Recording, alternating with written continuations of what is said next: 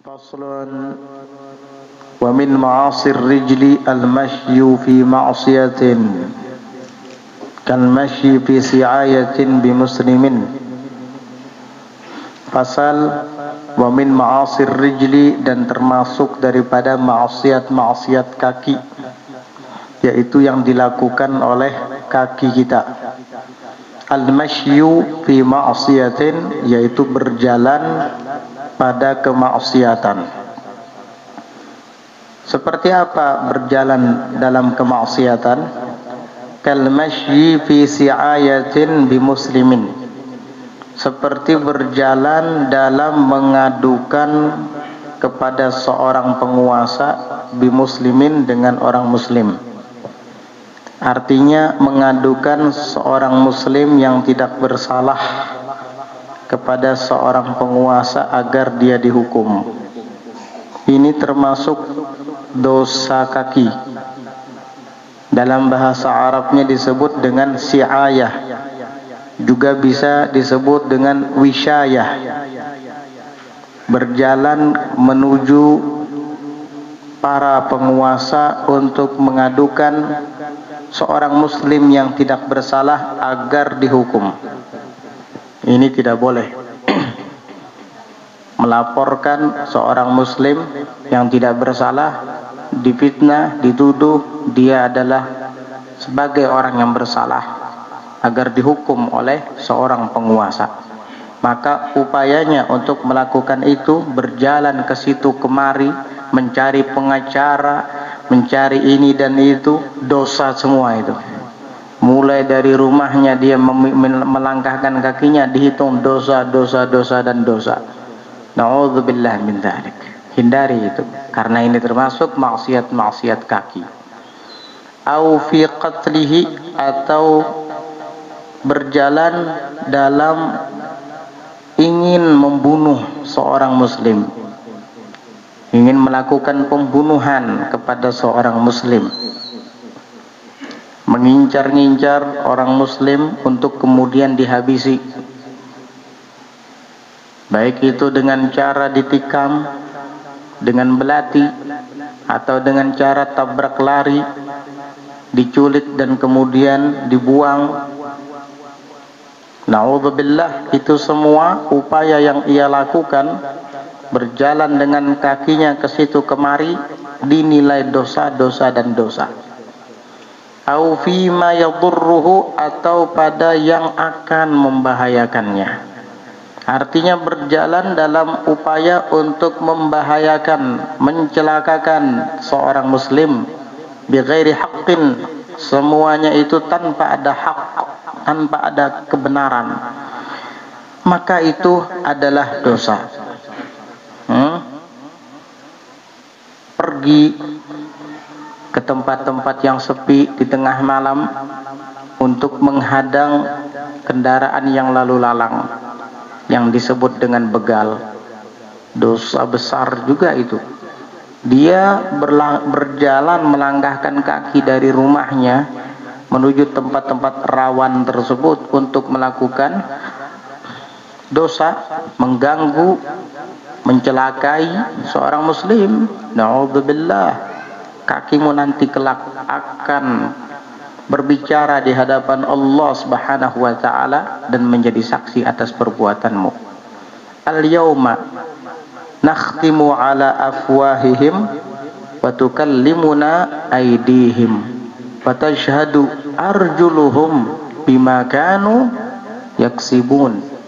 Al-yawma, di hari ini, kata Allah, hari kiamat, nakhtimu ala afwahihim, kami kunci, kami tutup rapat mulut-mulut mereka supaya tidak bicara. Sebab jika dibiarkan terbuka, nanti dia mangkir, nanti dia tidak mengakui, nanti dia akan bohong, mengelak dan lain-lain. Mending ditutup saja mulut orang-orang ini, kata Allah. Dikunci rapat biar enggak berbohong lagi. Lantas apa yang kelak akan mengadakan kesaksian kepada Allah jika lidahnya, mulutnya terkunci, tidak bisa bicara? Wa tukallimuna aydihim, dan yang akan berbicara kelak kepada kami adalah tangan-tangan mereka. Ya Allah, kata tangan, saya yang digunakannya untuk memukul orang muslim itu. Ya Allah, kata tangan, saya yang digunakannya untuk memegang belati itu, kemudian mengancam seorang muslim untuk menyerahkan harta berharganya. Begitu seterusnya. Terus apa lagi? Wa tashhadu arjuluhum, dan bersaksi kelak kaki-kaki mereka. Betul ya Allah apa yang dikatakan oleh tangan itu, saya yang menjadi saksinya, karena ia berjalan untuk melakukan dosa-dosa itu dengan menggunakan saya. Wa tashhadu arjuluhum bima kanu yaksibun, dengan apa-apa yang dulu pernah mereka lakukan di dunia ini. Na'udzubillah min dzalik. Jaga kaki kita, jangan sampai melangkah kecuali kepada yang baik-baik.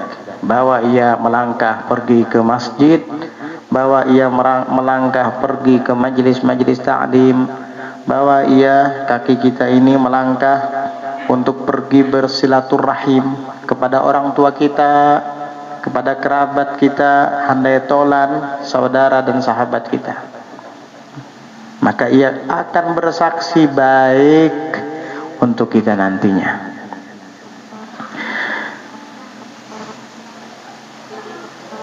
Kemudian termasuk maksiat kaki adalah wa ibaqul abdi, yaitu melarikan diri seorang budak dari tuannya. Kalau dulu ada istilah perbudakan, maka budak itu adalah milik tuannya, dan tuannya boleh menjual belikannya kepada siapapun, serta budak tidak memiliki apa-apa, apa yang dimilikinya itu adalah milik tuannya. Lalu kemudian si budak ini kabur melarikan diri dari rumah tuannya, maka dia berdosa sebab dia milik paten tuannya. Maka kaki yang ia gunakan untuk melarikan diri itu adalah kaki yang bermaksiat. Siapa lagi? Wazzaujati, dan melarikan dirinya seorang istri, yaitu dari suaminya. Istri minggat dari rumah, karena tidak ingin lagi untuk melayani suaminya, tidak senang lagi. Saya sudah tidak cinta lagi dengan kamu. Cinta-cinta apa? Cinta monyet. Cinta. Ada apa? Ente sudah punya anak 10, mau ngapain? Pacaran. Nggak malu apa dengan usiamu yang sudah di atas 40 itu? Nggak malu apa dengan ubanmu yang sudah mulai merata di kepalamu? Pacaran, SMS-an, chat-chatan. Subhanallah, ditinggal kabur suaminya, anaknya 10 orang ditinggal kabur. Nggak malu, nggak tahu diri. Ini perempuan dengan kakinya itu bermaksiat kepada Allah Subhanahu wa taala. Apalagi di dalam sebuah hadits ada ancaman khusus bagi wanita yang minggat meninggalkan suaminya tanpa ada alasan yang tepat, tanpa ada alasan yang dibenarkan oleh agama. Bahaya. Rasulullah sallallahu alaihi wasallam bersabda, ayyuma imra'atin batat muhajiratan firasya zawjiha la'anathal malaikatu hatta tarji'. Wanita manapun yang bermalam sedangkan ia meninggalkan tempat tidur suaminya, minggat kabur, dilaknat oleh malaikat. Sampai kapan? Hatta tarji', sampai dia pulang. Wah, istri saya beb 5 bulan meninggalkan saya, minggat. Selama 5 bulan dia dilaknat sama malaikat. Mati dalam keadaan mal'unah, dilaknat. Na'udzubillah.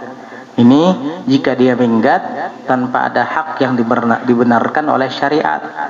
Jika ada hak yang dibenarkan oleh syariat, seperti misalnya suaminya suka main tangan, dikit-dikit dipukul, daripada babak belur mending kabur. Gak apa-apa. Nah, itu untuk menghindari kezaliman suami.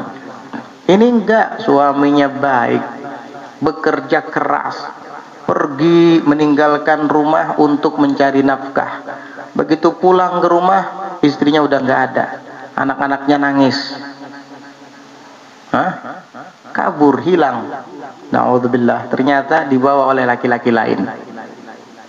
sudah haram berselingkuh lagi.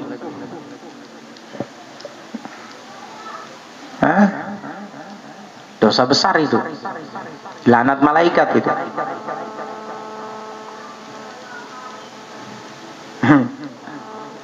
Ayyuma imra'atin talabat min zawjiha talaq min ghairi ma ba'sin la'anathal malaikah.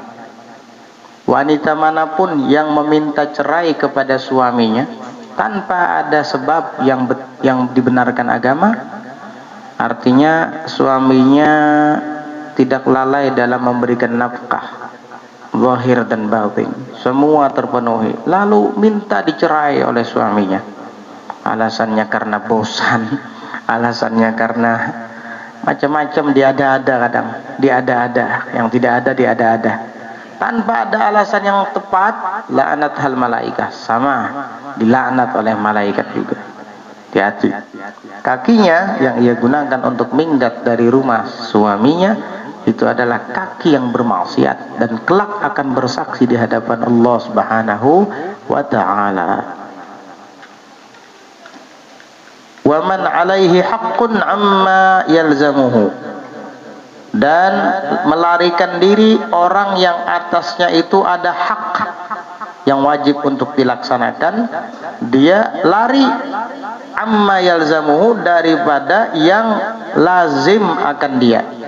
Artinya dari hak yang wajib dijalankannya ia malah melarikan diri.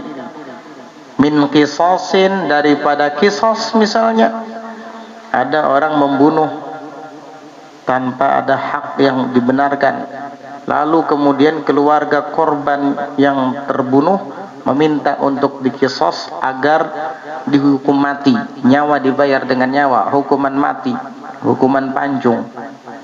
Dia malah kabur, lari setelah membunuh. Maka kakinya selama ia lari, kaki itu adalah kaki yang bermaksiat.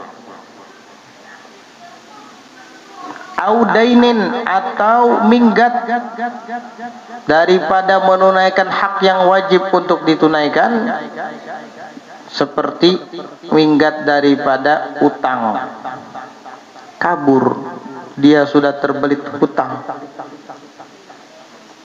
banyak sekali minjam uang kepada si fulan dan si fulan, lalu kemudian kabur melarikan diri, nggak tahu di mana dia berada, sudah 3 tahun menghilang, selama 3 tahun kakinya itu bermaksiat. Dan ini hakul adami, ingat, ini hakul adami. Kamu 1.000.000 kali setiap hari istighfar tidak diampuni sama Allah, karena ini menyangkut hak kemanusiaan yang wajib kamu tunaikan. Sampai kamu bayar utang itu, kamu tuntaskan dan kamu selesaikan, baru diampuni dosa kamu. Sampai-sampai orang-orang yang mati syahid saja, jelas-jelas meninggal dunia dalam rangka membela agama, tidak akan diampuni dosa-dosanya. Dosa-dosanya diampuni kecuali utang, tidak akan pernah dihapus utang. Dosa-dosanya diampuni kecuali utang. Utang tetap wajib dibayar. Apalagi kamu yang bukan syahid malah melarikan diri. Banyak hak-hak yang harus dilaksanakan, tetapi ia malah melarikan diri. Ini juga biasa dialami oleh para pemborong-pemborong. Ya, tukang-tukang yang jadi pemborong.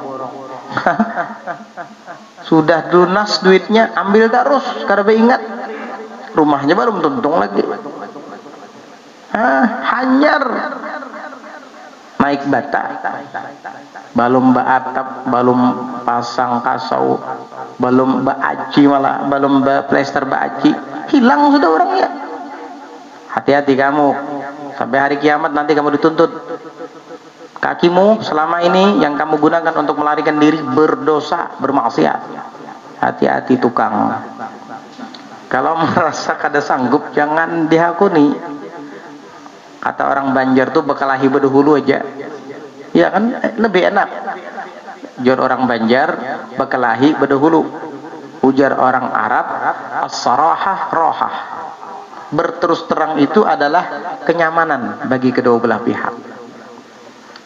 ulun hendak minta pian mengambil upah borongan tukang membangun rumah ukuran 5x6. Berapa kira-kira? 50 juta tuh jar upahnya. Wah, kelarangan ulun ada 20 juta aja. Barang aja sudah aja. Sudah tahu kada mungkin dapat untung aja, barang aja kena. Berarti ada niat buruk sudah ini. Ketahuan sudah ini. Akhirnya aku perlu duit, nah dulu aja 5 juta barang mau menjulung ini 5 juta, sisa 15 juta. Nah, apa dari 15 juta itu lagi?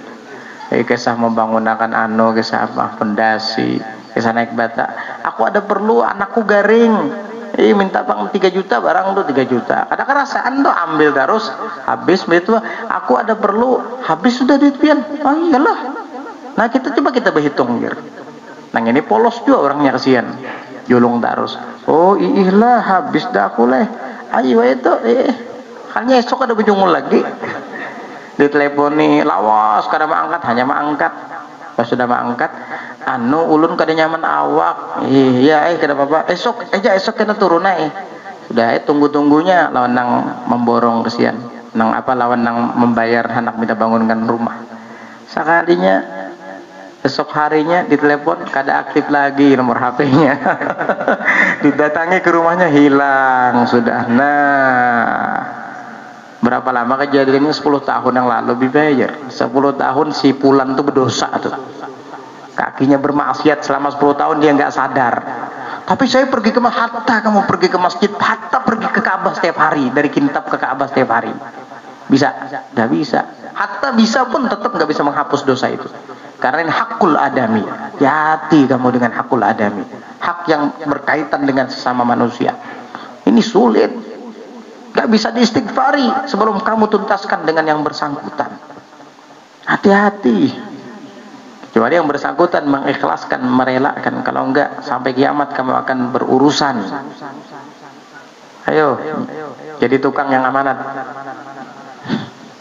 Kenapa? Pian tahu pengalaman, Kabib? Iya, terus terang saya pengalaman. Iya, dulu ya, macam-macam lah. Sampai tukangnya berganti-ganti. Khair insyaallah.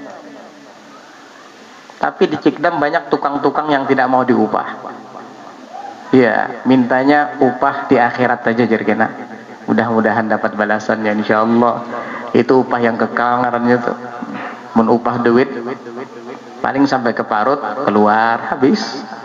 Tapi kalau upah yang di akhirat, walal akhiratu khairul laka minal ula. Wal akhiratu bal tu'thiruna al hayatad dunya wal akhiratu khairun wa abqa. Itulah akhirat. Jadi dia tidak menuntut upah di dunia, upah di akhirat saja. Mudah-mudahan insyaallah berkat niat tulusnya. Jadi begitu, hati-hati. Au nafaqatin, atau lari daripada hak menafkahi. Ke situ kemari ditinggalkan anak bini, terlantar tidak dinafkahi. Dosa kaki kamu itu, maksiat kaki kamu itu. Pergi ke situ kemari bukan ingin nyari nafkah untuk anak istri. Kasihan, terlantar. Tuhuk istrinya mencari-cari di mana suami saya, di mana. Sekalinya bebini pulang. Subhanallah, yang ada aja kada sanggup menafkahi bebini pulang. Subhanallah. Mudahan di Cikdam kedadaan kayak itu. Kenapa ketawaan? Ada kah? Subhanallah. Lari dari menafkahi anak bini, sekalinya bebini pulang. Kisah berduit, motor rentalan. Ini bahaya kayak gitu. Hati-hati. Au birri walidayhi, atau pergi lari meninggalkan untuk berbakti kepada kedua orang tuanya. Maksudnya apa? Melarikan diri dari hak wajib kepada kedua orang tua, yaitu berbakti kepada kedua orang tua. Artinya kada menjangkuki kawitan lagi sudah. Kasihan kawitan di kampung halamannya. Makan tahu tempe, makan ayam daging. Kada dipikirkan kawitan. Makannya tahu tempe, iwak karing, kasihan. Uyuh begawi, inya santai dengan AC-nya. dingin di kamar. Kawitannya, jangankan AC, kipas angin aja gen. Itu Mbah Nu hidup, Mbah Nu mati, kesian. Iya, bari maras, durhaka kamu pada orang tuamu. Itu lari dari berbakti kepada kedua orang tua. Kada ingat lagi dengan orang tua, kada menjanguki, kada meelangi, jauh sekali menafkahi. Iya, menjanguki meelangin, kada apalagi menafkahi. Naudzubillah. Durhaka kamu. Ulun kada wani bipelon bini ulun. Lah, ente laki-laki apa banji? Gara-gara bini durhaka lawan kawitan. Subhanallah. Kalau disuruh memilih antara bini lawan orang tua, pilih orang tua. Masa pilih bini? Kalau punya bini berani dengan orang tua kamu, ngajari kamu tunduk sama dia, dan dia berani sama orang tua kamu, dan kamu pun disuruhnya berani sama orang tua kamu, sehingga kamu tidak peduli lagi dengan orang tua kamu. Ini bukan istri, ini setan ini. Gak ada ceritanya orang yang bakti kepada istri masuk surga tuh gak ada. Yang ada adalah orang yang bakti kepada kedua orang tua. Nah, kamu ini namanya bakti sama istri, durhaka kepada orang tua. Jangan piara istri kayak gitu. Perempuan banyak yang soleha.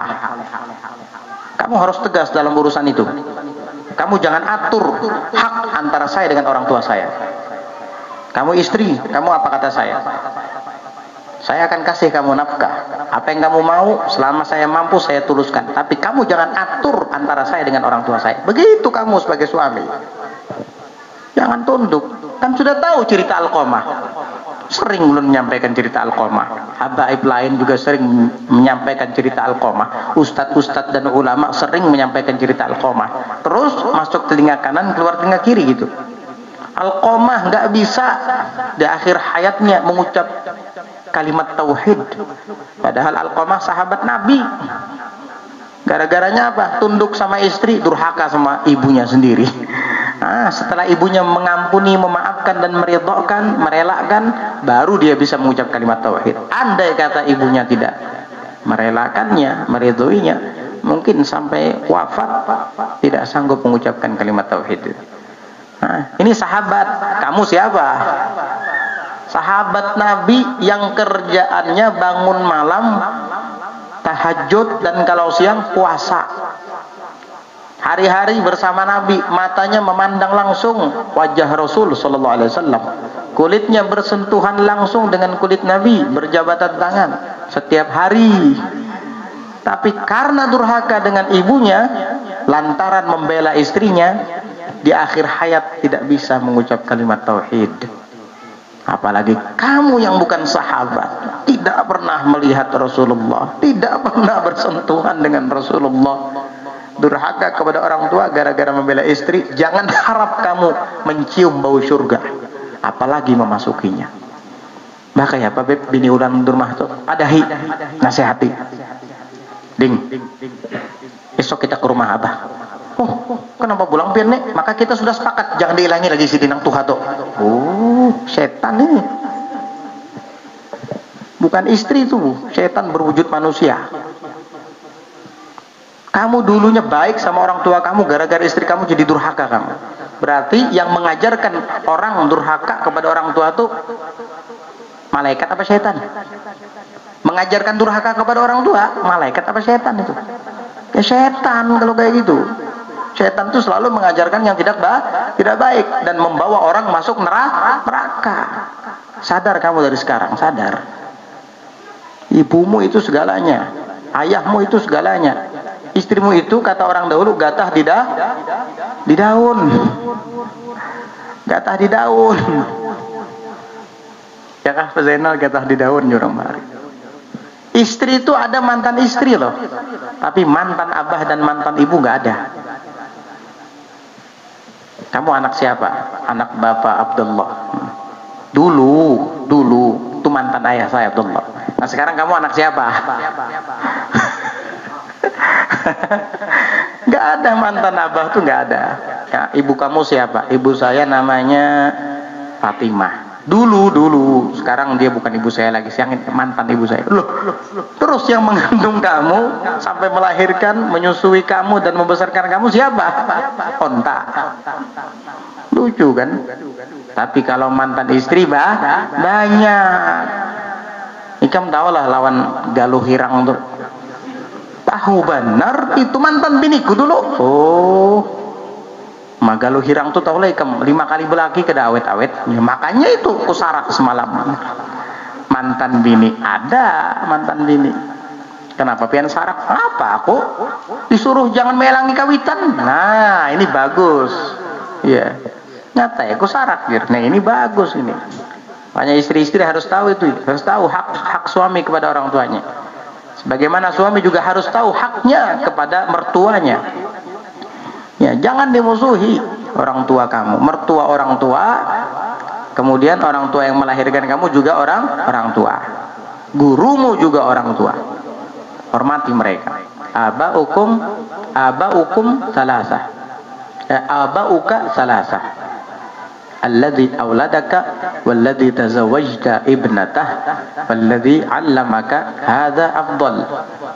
Abahmu, orang tuamu itu ada 3 yang melahirkan kamu, yang kamu kawini putrinya, mertua berarti, dan guru kamu yang mengajari ilmu. Ini adalah afdal, kata Nabi SAW dalam riwayat ini.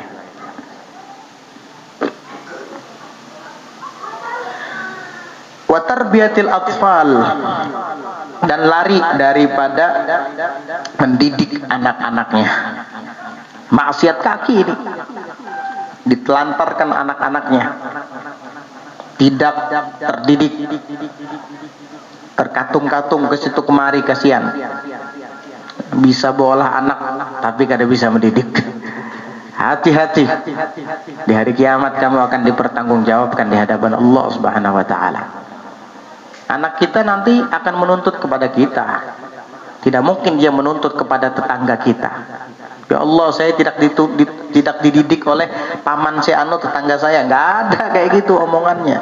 Di hari kiamat nanti dia akan bilang, ya Allah, saya seperti ini jadi anak pang. Saya seperti ini jadi anak nakal, berandalan, karena ayah saya dulu tidak mendidik saya. Namanya tuh Fulan bin Fulan, yang sebentar lagi mau dimasukkan oleh malaikat Ridwan ke dalam surga tuh. Itu ayah saya tuh. Saya masuk neraka gara-gara dia tuh, ya Allah. Hah? Begitukah? Dipanggil ayahnya yang sudah hampir masuk ke dalam surga tadi. Rupanya ayahnya soleh, baik, banyak amal ibadahnya ketika masih hidup, tapi anaknya ditelantarkan, istrinya ditelantarkan, tidak dididik dalam agamanya. Itu malaikat Ridwan disuruh stop sama Allah. Jangan terima dia masuk surga. Stop. Bawa ke sini dulu, diadili dulu. Begitu ditanya, ternyata betul dia menelantarkan untuk mendidik anak-anaknya dan istrinya tentang perihal keagamaan. Akhirnya anak istrinya buta dengan agama sehingga berhak masuk neraka. Maka Allah pun mengadilinya, menghakiminya agar ia supaya adil, ikut bersama anak istrinya masuk ke dalam neraka, gagal masuk surga. Naudzubillah. Ini ahli ibadah, lalai mendidik anak istri. Begitu hukumannya. Bagaimana dengan Pak Ibadat sudah ada tapi Pak Ibadat jarang, anak bini pulang kada dididik. Ya Allah, bekal apa yang akan kamu gunakan untuk menghadap Allah kelak di akhirat? Apa yang mau diandalkan? Hati-hati. Saya kan juga tidak paham agama, Bib. Saya tidak mengerti tentang urusan-urusan agama ini. Bagaimana saya bisa mendidik anak saya? Loh, kan ada majelis taklim. Ajak anakmu, ajak istrimu. Yuk, yuk umanya, kita berangkat. Malam Jumat ada majelis di Masjid Nurul Huda. Berangkat. Atau anaknya disekolahkan di pesantren, sekolahkan di madrasah-madrasah agama. Kalau kamu tidak bisa, langsung turun tangan untuk mendidik mereka. Banyak caranya. Kalau enggak, kamu pergi keluyuran ke situ kemari dengan kaki kamu, sementara anak kamu telantarkan dalam keadaan tidak terdidik, istrimu juga demikian, kamu berdosa. Berjalan ke situ kemari, berjalan itu maksiat itu. Wattabakhturu fil masyi wa takhattir riqab